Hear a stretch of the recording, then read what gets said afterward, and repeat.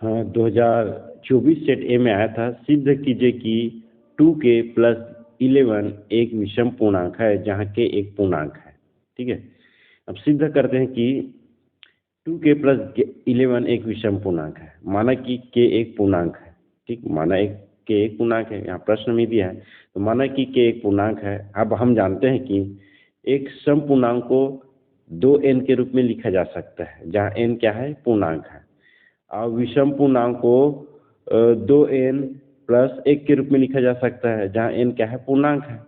जब सम पूर्णांक को 2n के रूप में लिखा जा सकता है तो सिंपल सी बात है, विषम पूर्णांक को 2n प्लस 1 के रूप में लिखा जा सकता है, क्योंकि 2 में 1 जोड़ते हैं तो विषम हो जाता है। ठीक है, अब 2k प्लस 11 को लेते हैं। ठीक है, हम देख सकते हैं कि 2k हमेशा एक सम संख्या होती है। 2k क्या होती है, हमेशा सम संख्या होती है, क्योंकि यह 2 से गुना किया गया है।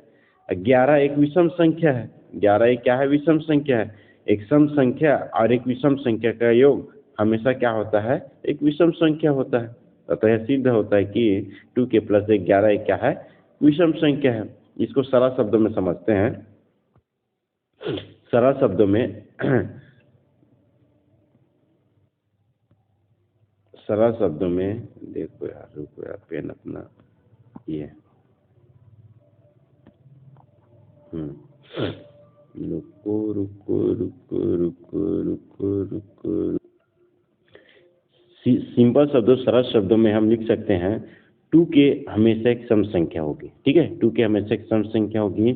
जब हम किसी सम संख्या में एक विषम संख्या जोड़ते हैं तो हमेशा एक विषम संख्या मिलेगी। इसलिए 2k प्लस 11 एक विषम संख्या होगी।